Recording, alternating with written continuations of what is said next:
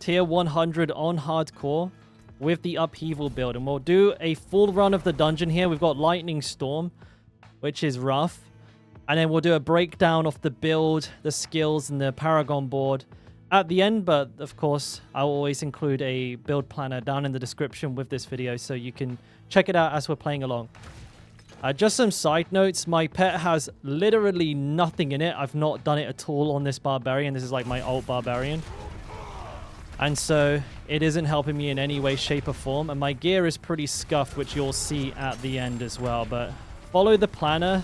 That will show you kind of like the best situation for the gear rather than trying to copy what I actually have on my character, which is pretty bad.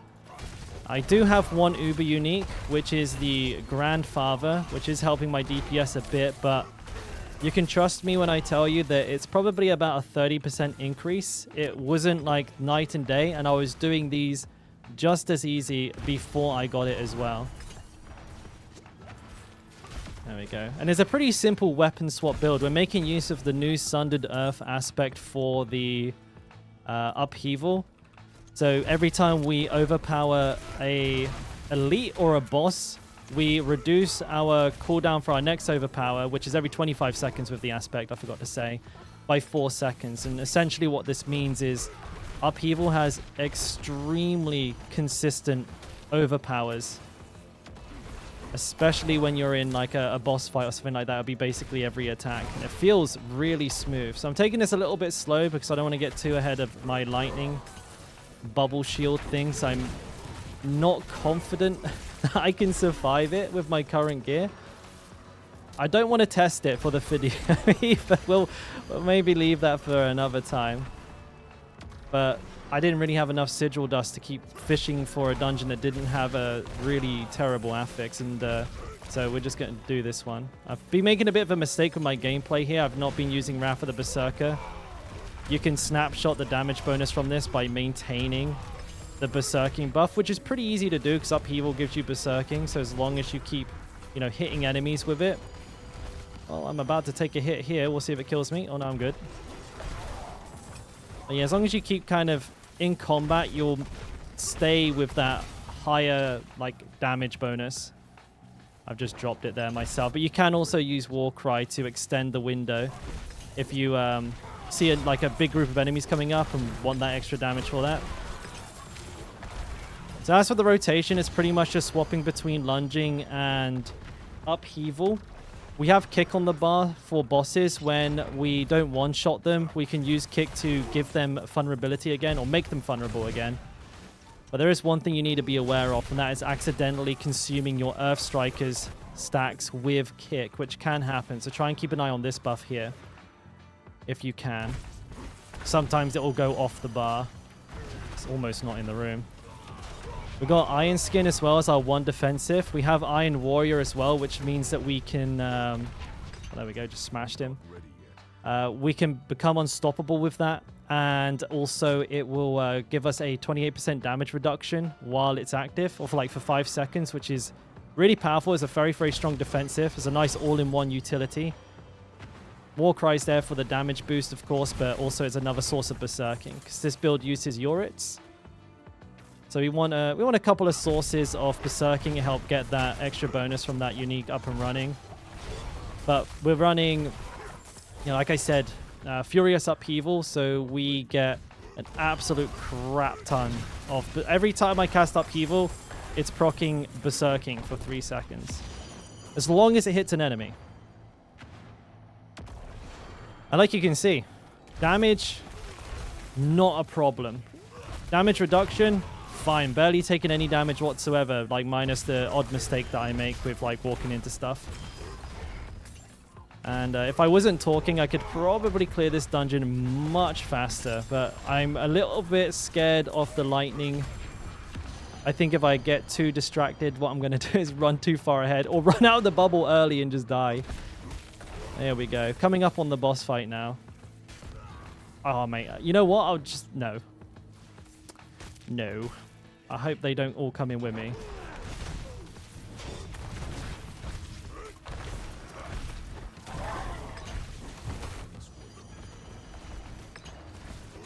Oh, I don't think I'm in there. Right. Oh, I got them both. Nice. So that was a little bit messy, but that is the build there. I need this XP. You can see also my glyphs are really low level. So there's a lot of power missing from this build. Glyphs are low level. Pet has nothing on it. This can do a hell of a lot better than this, but more than powerful enough, even at this like very early stage of like character progression. But let's go through all of the skills here and the gear and everything. Actually, we'll start with the gear and I'll show you the build. So Yoritz is really powerful for this. You can use Shaco if you have a Shaco instead, but this is a much easier item to get and works really, really, really well with this build. We have a chest piece here with Juggernauts on it. Juggernauts is like insanely OP. The stats on this one, you want 4 DR. Health, if you can get health because it scales your overpower damage, is really high value here. My chest piece has bleeding and all stat on it, which are both useless. And actually, if you have a high enough Juggernaut, you don't even need the armor roll on this either. So that's something to bear in mind. Boots, sorry, not boots. We have Earth Strikers because this is giving us a source of overpower, and it's a big overpower. This is the one that usually hits really, really, really hard. Attack, crit. I would prefer strength rather than overpower damage, and then upheaval ranks, pretty standard stuff here. Same again, 4 DR here. You might not necessarily need the armor roll depending on your Juggernaut, but I've got it here and it's doing me okay. And again, I would prefer to have life on this because you can scale overpower damage with life. Triple res movement speed boots is what you'll need for this build, and that's probably going to be a pretty staple thing to see across the season for the Barb. Hellhammer, really, really, really, really like this for the build. Just juices your upheavals insanely well with the ranks to upheaval, but you can use a regular like a strength all stat berserking core skill mace with the earth strikers on here instead, and then you can run limitless rage, I think, on the gloves here. We have accelerating on the mace or on the one-hander here because attack speed helps us get through those earth strikers faster, which brings the whole build together.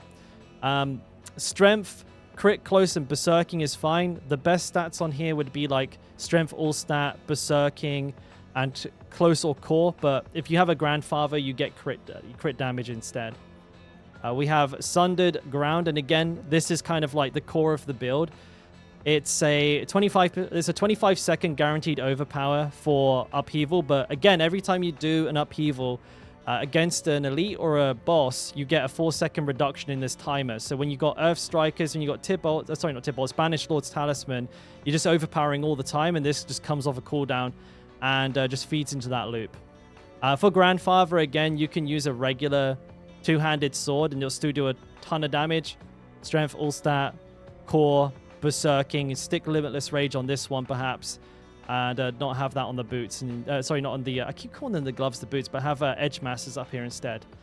Unrelenting Fury for Fury regen. This is a must. Pretty much nothing else can sustain this build, so this will be a sort of a core aspect that you'll need before you can even go it.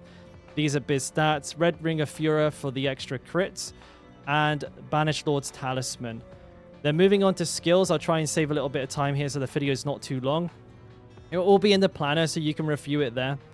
But yeah, Giga ranks in Upheaval. We got 17 there without a Shaco or the Evernight on the pet. So we can actually get that to like 25. Standard defensive stuff here. We got some help fortifying from this, which I don't actually think you really need. You could go for the heal instead or put that point perhaps somewhere you think it might be a little bit more useful. But for me, this works. I like the extra defensives. Enhanced Warcry. We got the berserking stuff here, of course. All of the two-handed damage nodes here. This is our main sort of defensive. We're healing a massive amount through this here. We've got more Fury regen there. And we're using Unbridled Rage because we need to spend a lot of Fury for the Red Ring of Fury and also for Banished Lords. And then just quickly going over the Paragon board again. I'll leave the build planner to really go into detail on this one. But we have Exploit for our vulnerability. We have Crusher here because we're using an overpowered build. This helps multiply that damage up. Blood Rage, of course, super OP, so Berserk damage, a must. We have Wrath over here. Now, Wrath is probably a flex spot. You could go for Dominate instead, but my Dominate's level like 4, so I'm waiting until I can put that in. I'll test both, and the planner will reflect what's the biggest DPS increase. But with a Grandfather, Wrath is obviously really good value as well. Warbringer for Fortify. We don't need Max Fury for this build because it doesn't scale with it, but we needed Warbringer. Carnage, of course, with Might in the middle there, and I have taken the node because attack speed is important for us. Weapon Master, and then finally we have Aya up here with Decimator. Now, I may look at replacing Exploit and Aya around here, seeing that which one gets, get the most point value for those. So again, this character's only really been leveled for like a little while, so I've not min-maxed the board as best I could have. Just kind of did it in the order that I best remembered it without double checking. So the build planner will best reflect the most optimal way to do all of that. So make sure you check that. Again, that'll be down in the description. But as always, don't forget to leave a like and subscribe if you enjoyed the build. And check out the stream sometime. Always streaming, testing new builds, and trying to get as much crazy gear as possible. So links all down in the description as well. Thanks for watching. Peace. Bye-bye. Done.